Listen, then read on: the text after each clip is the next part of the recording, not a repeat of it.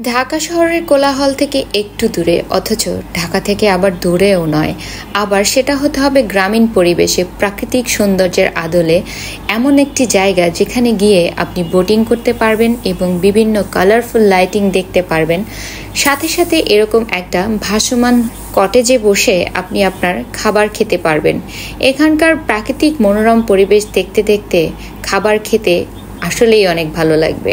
ছোট বাচ্চাদেরকে সাথে করে নিয়ে গেলে তাদেরকে সর্বোচ্চ সুখ অল্প বাজেটের মধ্যে এবং কম খরচে আপনি দিতে পারবেন এই রাইডগুলোতে চড়িয়ে।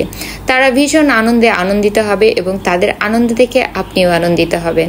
আর আমরাও চলে গিয়েছিলাম এমন একটি জায়গায় যেখানে ভীষণ বাজেট ফ্রেন্ডলি এবং প্রাকৃতিক সৌন্দর্যে মণ্ডিত এমন একটি জায়গা যেখানে গিয়ে আমরাও বাচ্চা হয়ে গিয়েছিলাম। উঠে পড়েছিলাম এই রাইডগুলোতে এবং এটাই উঠে রীতিমতো আমার মাথা ঘুরাচ্ছিল। আগের ভিডিওতে আমি দেখিয়েছিলাম যে আমি কেরানীগঞ্জের আড্ডা রেস্টুরেন্টে গিয়েছি। সেখান থেকে আমি বলেছিলাম অন্য কোনো জায়গায় এখন যাচ্ছি এবং সাথে আপনাদেরকেও নিয়ে যাব। তো আজকে চলে এসেছিলাম কেরানীগঞ্জের আরও একটি রেস্টুরেন্টে। আমরা আজকে আসছি কেরানীগঞ্জের আহমেদ সাগর ক্যাফেতে। তো আমরা এখন নৌকায় উঠবো আধা ঘন্টার জন্য 200 টাকা, 1 ঘন্টা 400 টাকা। এখন যেহেতু গরম এই কারণে আমরা এবং এক নৌকায় 6 জন উঠতে পারে। আসো ভাই। আচ্ছা, এক নৌকায় 6 জন উঠতে পারে। এখানকার ভিউটা আমি দেখিয়ে দিচ্ছি। এখানে রাতে আসলেই ভালো লাগবে বেশি, কারণ লাইটিং এর ব্যাপারটা থাকে। এখন আমরা নৌকায় উঠবো। একটা নৌকায় 6 জন করে ওঠা যায়। সমস্যা কি আমার এতক্ষণ তো একই চিল্লাইলে কিসে মনে না জানলে কিসে ভয় পেলে দরকার না জানো। এখন চলে যাচ্ছি নৌকার দিকে। আমরা একটা নৌকায় উঠবো, আধা ঘন্টার জন্য নৌকাটা আমরা নিয়েছি।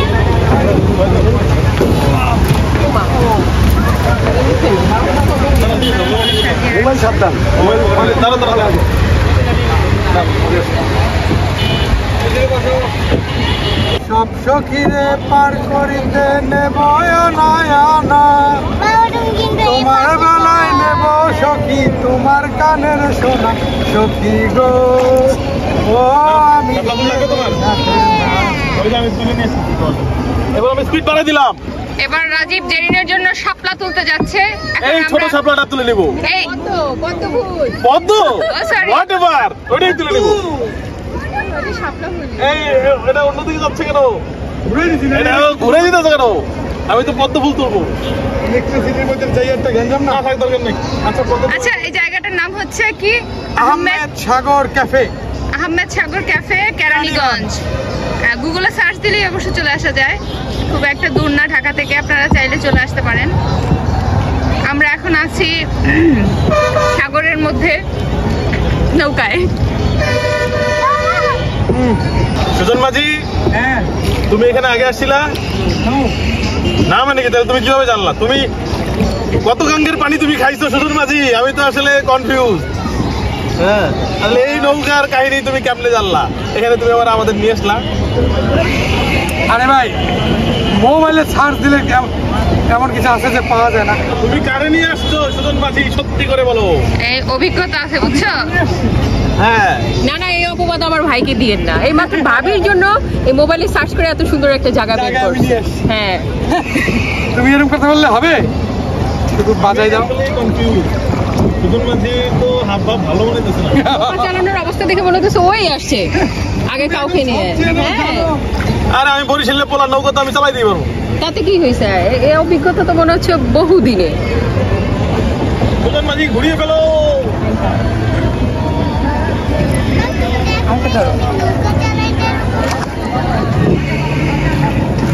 পিছিয়ে দিয়ে দিই। খুব বেশি এত সুন্দর দুইটা মাঝির সাথে উঠছি। আরে আমি নৌকা চালাতে পারি কয়দিন আগে, ভিয়েতনাম আমি চালাইছি না। ও, তুমি ভিয়েতনাম গিয়ে শিখছো? গ্রাইমা পোলা সে ভিয়েতনাম গিয়ে নৌকা চালানো শিখছো, তাও বরিশালে বিলের পোলা। বরিশালে পোলা খালে বিলে হইছে বড়। এখন ভিয়েতনামের গল্প উঠাই মগো। আরে বেটা, এইসব সারান দাও।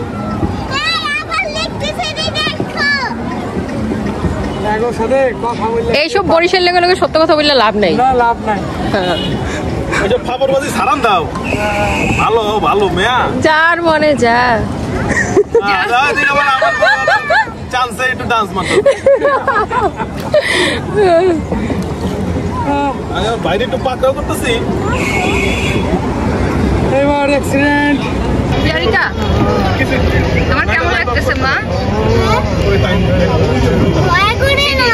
ভয় লাগছে না? এই দেখছো ভাই পিছনে থাকাও।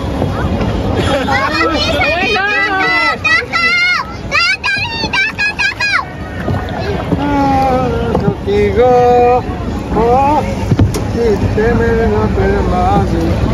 পার করিতে পয়সা নিব। দিলাম। ওকে আমরা নৌকায় উঠে মোটামুটি বিপদে পড়ছি। আমরা ভাবছিলাম আমাদের সাথে মাঝি থাকবে, দেখি যে দুইজন মাঝি সব নিজেদের ঘরের মাঝি। ঘরের মাঝি সুজন মাঝি। এই সুজন মাঝি দুইজন হচ্ছে ঘরের, এই জন্য একটু আতঙ্কিত।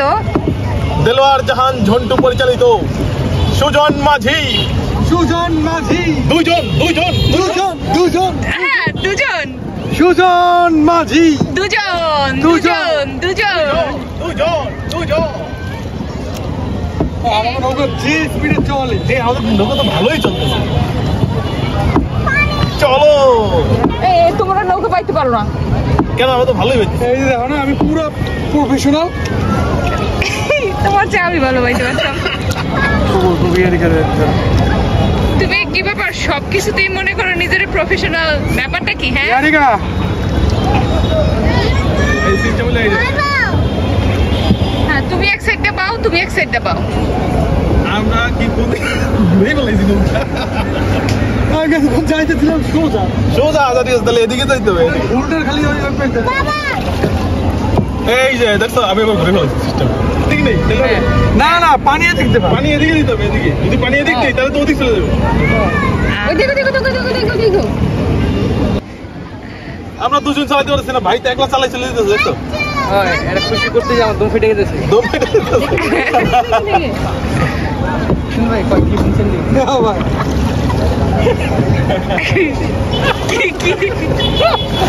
হাসতেছো কেন? আমি তো জানি না, রাজি পেশালি গান। তবে ভালোই লাগতেছে। এই দেখেন নতুন মাঝি কি স্পিডে চলতেছে নৌকাটা। সখী মাঝি নৌকা চালাইতেছে আর আমি সুজন বসে আছি।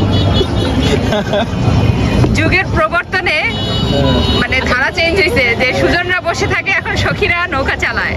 বাহ এটা হচ্ছে মানে সখীদের বাহ, হাতে তুমি তো ভালোই পারতাছো। সখীদের হাতে সবকিছু এখন। সব সখীদের হাতে।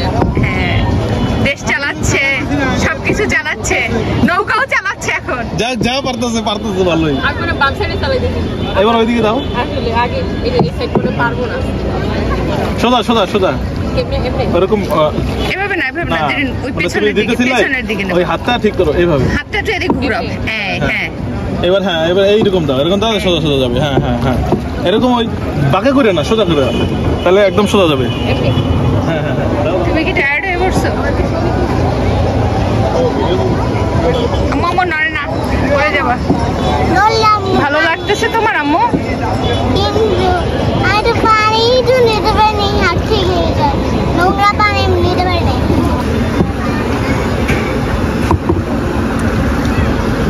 দর্শন ভাই